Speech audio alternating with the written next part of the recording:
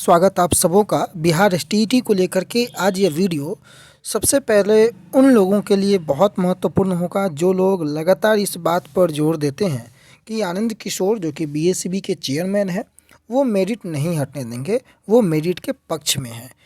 कल भी आप लोगों ने देखा होगा लगातार इस बात को लेकर के अफवाहें उड़ाई गई कि आनंद किशोर मेरिट का कॉलम नहीं हटने देंगे, मेरिट के कॉलम के पक्ष में है।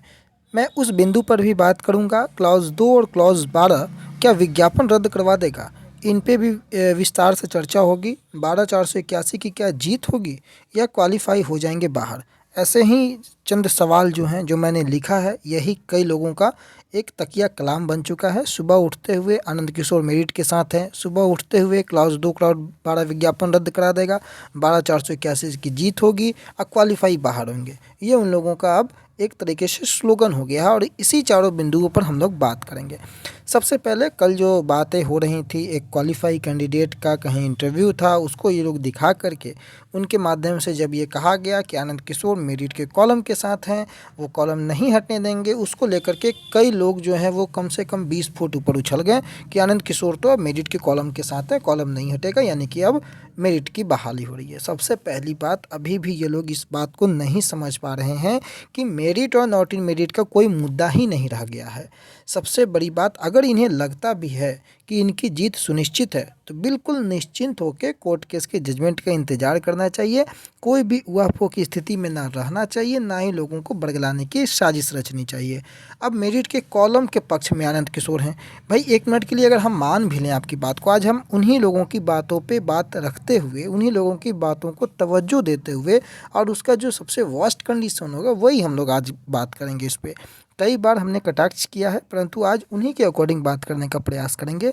मान लिया जाए आनंद किशोर साहब जो है वो मेरिट के कॉलम के साथ है, मेरिट का कॉलम नहीं ही हटता है एक मिनट के लिए। आप ये भी सपोज कर लीजिए उन्हीं के कथनानुसार, अब जिस तरीके से वो लोग 20-20 फुट ऊपर उछले हुए हैं, मान लीजिए कि मेरिट का कॉलम नहीं हटता है।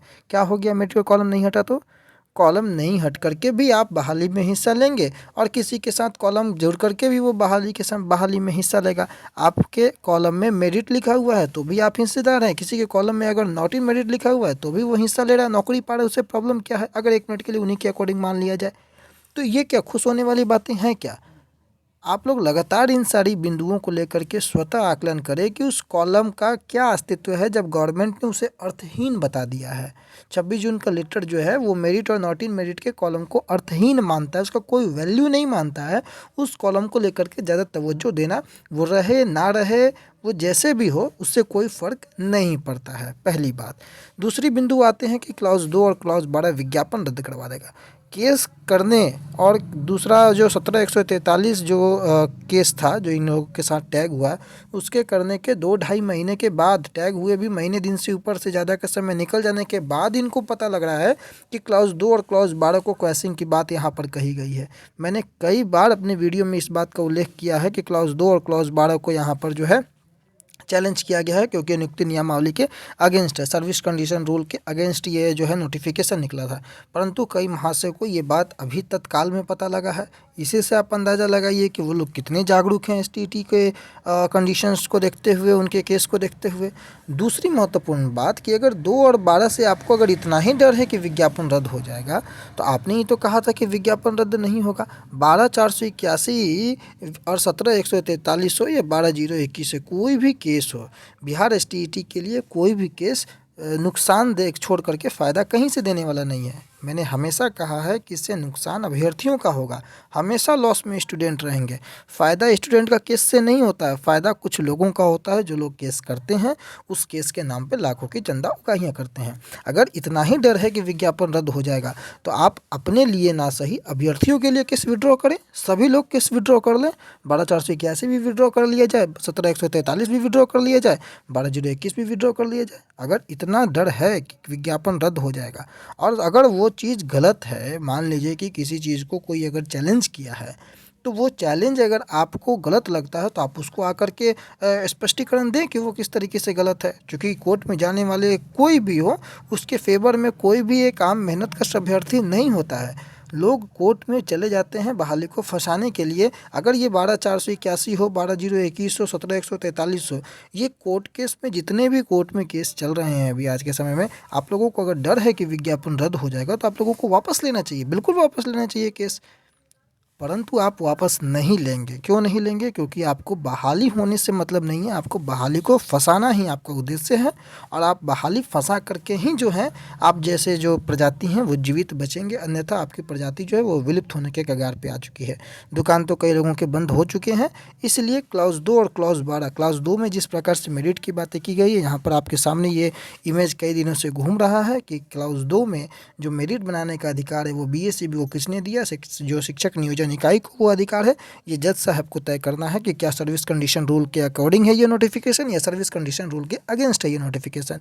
क्या नोटिफिकेशन के कंडिका 2 को हटा करके सारे नोटिफिकेशंस को मान्य रखा जा सकता है या नहीं रखा जा सकता है?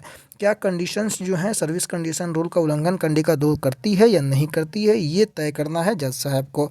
अगर उसके अकॉर्डिंग वो कंडिका नहीं होगी तो ऑब्वियस है उस कंडिका पे जो लोग चैलेंज किए हैं उन लोगों के पक्ष में निर्णय आएगा। और अगर वो कंडिका लगता है कि सर्विस कंडीशन रूल के अगेंस्ट नहीं है तो जज साहब उससे तय करेंगे और उसके बाद जो लोग भी उसके अगेंस्ट होंगे, उसके फेवर में होंगे, उनके पक्ष में उसका निर्णय आएगा। इससे घबराने की कोई बात नहीं है। जब जज साहब के पास गया है मसला, जब पहुंच चुका है मसला के कोर्ट में, आप लोगों को आम अभ्यर्थियों ने नहीं कहा था केस करने के लिए। ये लोग कुछ लोगों के मनोस्थिति होती है कि वो केवल केस करने पे ही जो है ज़्यादा ध्यान फोकस करते हैं, बहाली को निकालने से बजाय बहाली को फंसाने पे उनका जोर होता है। तो अब बहाली विज्ञापन रद्द हो जाएगा तो अब आप ही कोई बातों को अगर सच मान लिया जाए कि विज्ञापन रद्द हो जाएगा तो इस विज्ञापन को रद्द करने का जो शुरुआत है वो किसने किया है?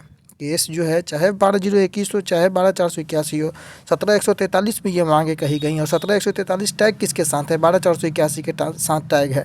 तो इसमें दोनों लोगों को बैठ करके आपस में सोचने की ज़रूरत है। दोनों लोगों कहने का मतलब कि जो मेरिट पक्ष है, जो नॉट मेरिट पक्ष है, कि इससे फ़ायदा किसको है। आगे हम अगर बात कर लेते हैं तो आगे आप देखिए कि 12/481 की जीत, एक तरफ इन्हें लगता है कि विज्ञापन रद्द हो जाएगा और दूसरी तरफ ये लोग हमेशा जीतने की बातें भी करते हैं। तो अगर जीत ही रहे हैं तो फिर या तो विज्ञापन रद्द होगा या तो आप जीतेंगे। जब विज्ञापन रद्द हो जाएगा तो आप जीते कैसे, और जब आप जीत ही जाइएगा तो विज्ञापन रद्द कैसे हो जाएगा? तो अपनी ही बातों में कॉन्ट्राडिक्शन है इन लोगों का। जिस प्रकार से सर्विस कंडीशन में और एडवर्टीजमेंट में कॉन्ट्राडिक्शन है, वही कॉन्ट्राडिक्शन इनकी बातों में और इनकी कथनी और करनी में है। तो ये चीज़ें आप लोग को देखनी ज़रूरी है। क्वालिफाई हो जाएंगे बाहर, ऐसा इन लोगों का मनोकामना है, ऐसा इन लोगों का सोच है। परंतु मैं आपको बताऊं कि क्वालिफाई उस पत्थर का नाम है जिस पत्थर को घसकाने हिलाने की क्षमता अभी फ़िलहाल की कंडीशन में किसी को नहीं है। वो एलिजिबल हैं और उनकी एलिजिबिलिटी को चैलेंज कोई नहीं कर सकता है। न्यूनतम उत्तीर्णांक से पास होने वाले 2011 के सभी अभ्यर्थियों को सरकार ने मौका दिया है और उन सभी अभ्यर्थियों के साथ 2019 के न्यूनतम उत्तीर्णांक प्राप्त करने वाले सभी अभ्यर्थियों के साथ सामंजस्य बैठाते हुए गवर्नमेंट ने इन्हें भी आगे मौका दिया है और इनकी एलिजिबिलिटी पे प्रश्न चिन्ह कहीं से कोई नहीं लगा सकता है। कई लोगों का मंसूबा है कि इन्हें डिस्क्वालीफाई घोषित कर दिया जाए। आपके सामने हाई कोर्ट है, आपने हाई कोर्ट में शरण ले रखी है। हाई कोर्ट के जज साहब से आप इनके जो नंबर मिला हुआ है, इनको 112 नंबर ला करके अगर कोई बंदा नॉट इन मेरिट में है तो आप ज़रा उनके सर्टिफिकेट पे डिस्क्वालीफाई लिखवा दीजिए। यही बस उनकी मांग होनी चाहिए। अगर ऐसा हो जाता है तो समझा जाएगा कि उनकी मांग जायज़ है और अगर ऐसा नहीं होता है तो समझा जाएगा कि उनकी मांग जायज़ नहीं है। फिलहाल के लिए इतना ही। आने वाले समय में जो अपडेट होंगे आप लोगों तक अपडेट करेंगे। तब तक के लिए धन्यवाद।